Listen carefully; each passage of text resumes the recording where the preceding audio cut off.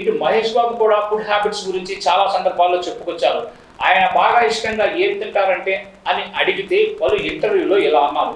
నేను అన్ని రకాలుగా తింటాను, కానీ మితంగా తింటాను. ఏది అతిగా తినను.